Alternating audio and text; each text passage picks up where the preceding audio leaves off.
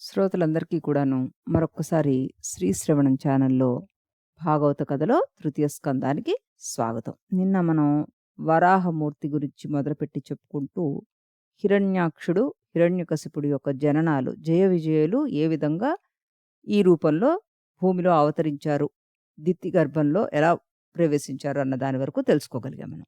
ఇప్పుడు మనం వాళ్ళ పుట్టుక గురించి తెలుసుకున్నాం కాబట్టి, ఇప్పుడు వాళ్ళు ఏ విధంగా పెరిగి పెద్దవాళ్ళయ్యారు, వాళ్ళని ఏ విధంగా శ్రీహరి సంహరించాడు అన్న దాని గురించి కూడా మనం తెలుసుకుంటాం అనమాట.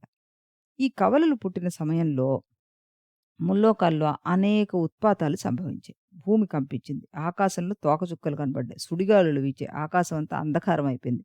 సముద్రంలో అలలు ఉవ్వెత్తున ఎగసిపడ్డాయి. అన్నీ అపశకునాలే అన్నమాట. కుక్కలు అరిచేస్తున్నాయట. నక్కలు అమంగళకరంగా కూస్తున్నాయట. దేవతా విగ్రహాల నుండి కన్నీళ్లొచ్చేస్తున్నాయట.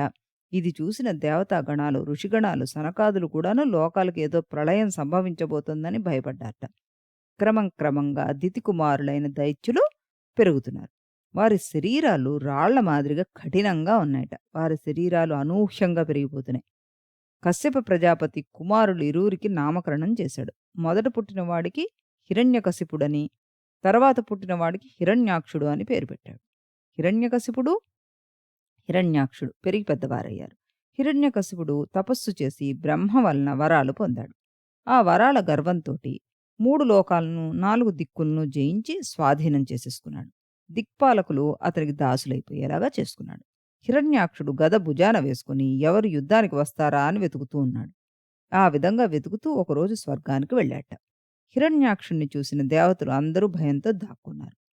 దేవతలు లేని స్వర్గాన్ని చూసిన హిరణ్యాక్షుడు పెద్దగా అరిచట. ఆ కోపాన్ని పోగొట్టుకోవడానికి సముద్రంలో ప్రవేశించి జలక్రీడలాడుతున్నాడు ఆయన. భూమి మీద ఉన్నవాడు నీళ్లలోకి ప్రవేశించగానే జలచరాలన్నీ కూడా భయపడి పారిపోయాట. హిరణ్యాక్షుడు సముద్రంలో చాలా సంవత్సరాలు జలక్రీడలాడుకున్నాడు. అక్కడి నుండి జలాలకు అధిపతి అయిన వరుణుని నగరానికి చేరుకున్నాడు. వరుణ్ణి చూసి, వరుణదేవా నమస్కారం. అబ్బో, నీవు సామాన్యుడు కావు, లోకపాలకు అధినేతవి. నీకు గొప్ప కీర్తి ఉంది. ఇదివరకు నువ్వు దైత్యులను, దానవులను ఓడించి రాజసూయం యాగం చేశావట కదా. అటువంటి వాడివి నాతో కూడా కాస్త యుద్ధం చేసి పెట్టు అంటూ వ్యంగ్యంగా అడిగట. ఆ మాటలు విన్న వరుణుడికి కోపం వచ్చేసింది. కానీ వీడితో ఎందుకని ఆ కోపాన్ని అణుచుకొని, ఓ దైత్య, ప్రస్తుతం నేను యుద్ధాలు చేయడం విరమించేసుకున్నానయ్యా. నీతో యుద్ధం చేయగలిగిన వాడు ఒక్క విష్ణువే. ఆయనతో యుద్ధం చెయ్యి. నీ దొరద తీర్చుకో. తొందరగా విష్ణువు వద్దకు వెళ్ళు. నువ్వు విష్ణువుతో యుద్ధం చేశావనుకో, నీవు నిటారుగా నిలబడతావు. భూతల శయనమే నీకు శరణ్యం. అసలు నీ వంటి దుర్మార్గులను, దుష్టులను చంపడానికే విష్ణు అవతారాలు ఎత్తుతున్నాడు. నీకోసం వరాహ అవతారంలో వేచి ఉన్నాడులే. తొందరగా వెళ్ళు అంటూ ఆయన మీదకి యుద్ధానికి ఊరికొల్పాట. మైత్రేయుడు విదురుడితోటి ఇలా అన్నాడు. జలానికి అధిపతి అయిన వరుణుడు చెప్పిన మాటలు విన్న హిరణ్యాక్షుడు కోపం వచ్చేసిందిట వాడికి. కానీ వీడితో ఎందుకులే అని శ్రీహరిని వెతుక్కుంటూ వెళ్ళాడు. దారిలో ఎవరు కనబడ్డారు? నారాయణ నారాయణ. మళ్ళా నారదుడు కనిపించాడు. శ్రీహరి రసాతలంలో ఉన్నాడు అని చెప్పాడనమాట. నారదుడి మాట ప్రకారం హిరణ్యాక్షుడు ఏం చేశాడు? రసాతలానికి వెళ్ళాడు. ఆ రసాతలం అంటే భూమి పై పొరకి కింద ఉండే 6వ లోకం. మనం చెప్పుకున్నాం కదా ఇదివరకు. అంటే ఇప్పుడు ఇప్పుడు చెప్పుకునే పరిభాషలో మనకి మినరల్స్ అవి దొరుకుతాయి చూడండి. ఆయిల్స్, మినరల్స్ అది దొరికే ప్రదేశం అనమాట. ఆ లేయర్. అప్పటికే శ్రీహరి యజ్ఞవరాహ రూపం ధరించి రసాతలంలో ఉన్న భూమిని తన కోరల మీద పెట్టుకుని పైకి తీసుకుని వస్తున్నాడు. అటువంటి వరాహాన్ని చూశాడు ఈ హిరణ్యాక్షుడు. ఇదేమిటి, ఈ అడవి జంతువు ఇక్కడుందేంటి అని ఆశ్చర్యంగా చూశాడు. దైత్యుడు ఆ యజ్ఞవరాహ రూపుడు శ్రీహరితోటి ఇలా అన్నట్ట. తెలీదు కదా, ఒరేయ్ ఇలా రారా. ఇదేమిటి, ఈ భూమిని తీసుకుని వెళ్తున్నావు, ఇక్కడ దించు. ఈ భూమిని బ్రహ్మ మాకిచ్చాడు. నువ్వెవరు తీసుకెళ్ళడానికి? అయినా ఈ వరాహ రూపం ఏమిటి? నీ వరాహ రూపంలో వచ్చిన దేవతవా? నా కళ్ళ ఎదురుగా నీవు భూమిని తీసుకెళ్ళడం సాధ్యం కాదు. అక్కడ పెట్టు అంటూ గర్జించట. శ్రీహరి మాట్లాడలే. హిరణ్యాక్షుడు మరలా అన్నట్ట. ఓహో, తమరు విష్ణుదేవులా? మా శత్రువులైన దేవతలు నిన్ను ఈ పనికి పంపారన్నమాట. అందుకేనా దొంగతనంగా భూమిని తీసుకెళ్ళిపోతున్నావు. పైగా మా అసురులను దొంగ దెబ్బ తీస్తున్నావు. నీ మాయలు మా దగ్గర సాగవు. ఈరోజు నిన్ను చంపి మా దైత్యులందరికీ ఆనందం కలిగేట్టుగా చేస్తానన్నాడు. ఇదిగో ఈ గద నీ మీద ఒక్క దెబ్బ వేస్తే తల పగిలి చచ్చేలాగా కొడుతుంది. నిన్ను నమ్ముకున్న దేవతలు, ఋషులు అనాథలు అయిపోతారు అంటూ గర్వంగా పరిగెట్ట. ఇక వరాహమూర్తి అయిన శ్రీహరికి మహాకోపం వచ్చేసింది. ఇప్పుడు కోపిస్తే తన కోరల మీద ఉన్న భూదేవి కంపించిపోతుంది. తన కోపాన్ని అణుచుకున్నాడాయన. తన దారిన తాను భూమిని తీసుకుని జలం నుండి బయటకొచ్చేస్తున్నాడు. 3 లోకాలను గడగడలాడించిన తనను ఆ వరాహం లెక్క చేయకపోవడంతోటి హిరణ్యాక్షుడికి కోపం వచ్చేసింది. "ఓరి పిరికివాడా! సిగ్గులేదా నీకు? ఆ భూమిని తీసుకుని పారిపోతున్నావు" అని అరుస్తూ వరాహం వెంట పడ్డట. "ఓ రాక్షసుడు! ఓ పట్టాన వదిలేట్టుగా లేడు" అని అనుకున్నాడు ఈ వరాహమూర్తి. తన కోరల మీద ఉన్న భూమిని జలం మీదనే ఒక ఆధారం ఏర్పరిచి దాని మీద నిలబెట్టేశాడు. ఆ భూమిలో తన ఆకర్షణ శక్తిని ప్రవేశపెట్టాడు. అప్పుడు ఆ భూమి ఏ ఆధారం లేకుండానే నిలిచి ఉందనమాట. ప్రస్తుతం మనం ఉండే భూమి ఏ ఆధారం లేకుండా అదే పరిస్థితిలో ఉంది కదా!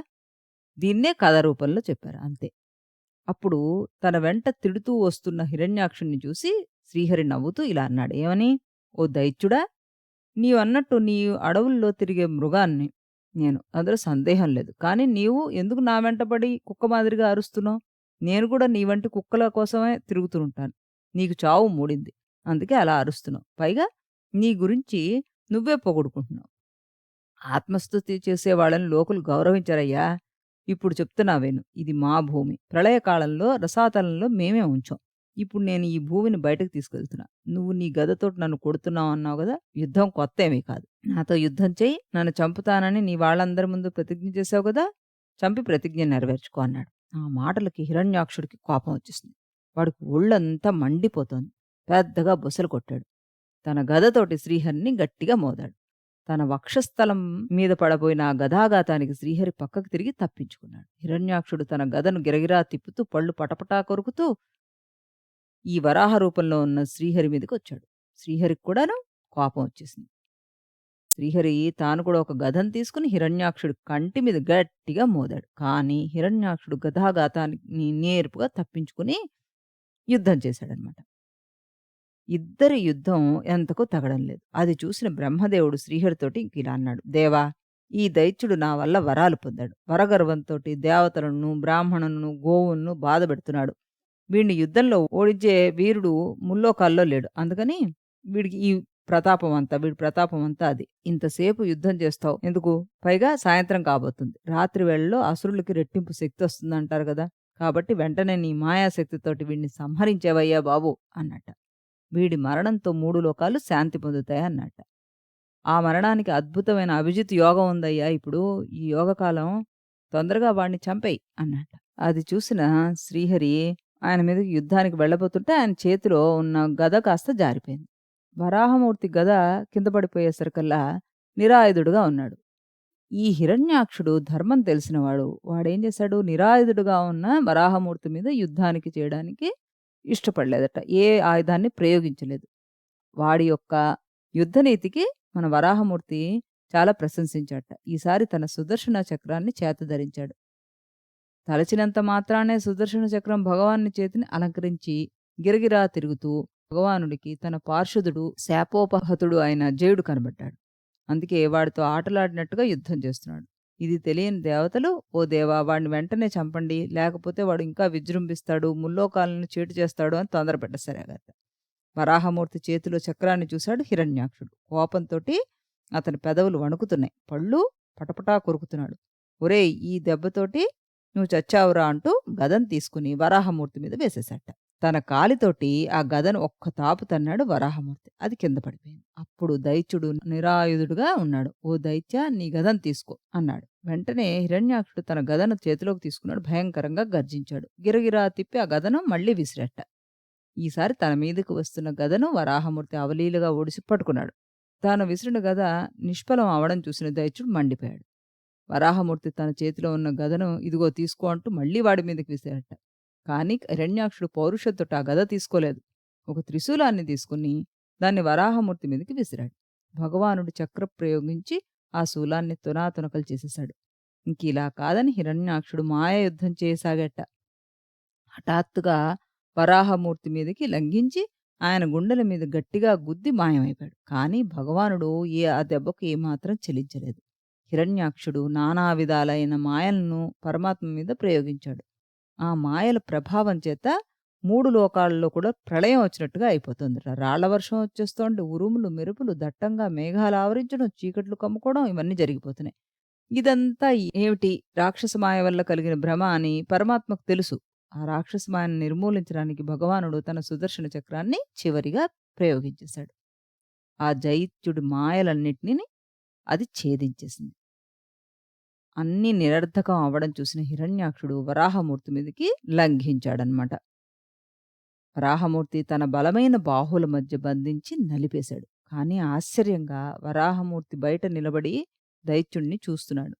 ఆ బాహుబంధాల్లో వరాహమూర్తి లేకపోవడం చూసి విస్తుపోయాడు దైత్యుడు. అంటే వీడెళ్ళి వరాహమూర్తిని కౌగిలించుకుని నలిపేద్దామని చూశాడు. కానీ బాహుల్లో వరాహమూర్తి లేడనమాట. ఆ దైత్యుడు పిడికిళ్ళు బిగించి వరాహమూర్తిని కొట్టాలనుకున్నాడు. తన పిడికిలు బిగించి కణత మీద ఒక్క దెబ్బ కొట్టాడు వరాహమూర్తి. ఆ దెబ్బకు హిరణ్యాక్షుడికి తల తిరిగిపోయింది. కళ్ళు బయటకొచ్చేశాయి. చేతులు కాళ్ళు ఆడట్లేదు. గిరగిరా తిరిగి కింద పడిపోయాడు హిరణ్యాక్షుడు. గిలగిలా కొట్టుకుని మరణించాడు. కణత ఆయు పట్టు అంటే మన టెంపుల్ ఏరియా అన్నమాట. సైడ్ టెంపుల్స్ అంటాం కదా అది. దైత్యుని కణత మీద పిడికిలతో బలంగా కొట్టడం వల్ల హిరణ్యాక్షుడు మరణించేశాడు. ఆ దైత్యుడి మరణం చూసిన బ్రహ్మదేవతలు ఆహా! భగవంతుని చేతిలో మరణం ఎంత పుణ్యం చేసుకుంటే లభిస్తుంది. ఎంతోమంది యోగులు ఈ శరీరం నుండి విముక్తి పొందుటకు తపస్సు చేస్తారు. వారికి లభించని భాగ్యం ఈ దైత్యుడికి లభించిందే. అది భగవాని ముఖం వంక చూస్తూ మరణించే భాగ్యం ఈ హిరణ్యాక్షుడికి లభించిందే అని ఆశ్చర్యపోయారట. బ్రాహ్మణ శాపంతోటి దైత్యుడిగా జన్మించిన భగవానుని పార్షదుల్లో ఒకడు తిరిగి తన స్వస్థానానికి చేరుకున్నాడు. అప్పుడు దేవతలు బ్రహ్మ పరమాత్మను స్తుతించారన్నమాట. మిత్రా, ఈ ప్రకారంగా బ్రహ్మ మొదలగు దేవతాగణాలతోటి స్తుతించబడ్డ ఆదివరాహ రూపంలో ఉన్న హరి వైకుంఠానికి తిరిగి వెళ్ళిపోయాడు. విదురా, భగవాన్ అవతార విశేషాలని నేను నా గురువుల వల్ల విన్న ప్రకారం నీకన్నీ వివరించానని చెప్పాట. మైత్రేయుని వల్ల శ్రీహరి అవతార విశేషాలున్న విదురుడు పరమానంద భరితుడయ్యాడు. అక్కడున్న సౌనకాది మహామునులకి ఈయన చెప్తున్నాడు కదా ఎవరు? పరీక్షిత్తు దగ్గరకొచ్చిన శుకుడు కూడా చెప్పాడు. ఇదే విషయాన్ని మళ్ళీ ఈయన చెప్పాడు. ఆయన చెప్పింది మనం చెప్పుకుంటున్నాం ఇప్పుడు. అప్పుడు ఆయన ఏమంటున్నట్ట? పరమాత్మని అవతార లీలా విశేషాలు విని ఎవరికి ఆనందం కలగదు చెప్పండి? ఈ భూమిని ఉద్ధరించడానికి ఆయన యజ్ఞవరాహ రూపంలో జన్మించారు అంటూ ఆయన కథ వింటే పుణ్యాన్ని కలిగిస్తుంది. మానవుల మనస్సుల్ని ధన్యం చేస్తుంది. కీర్తి ప్రతిష్టలు కలిగించేలాగా చేస్తుంది అంటూ చెప్పాట.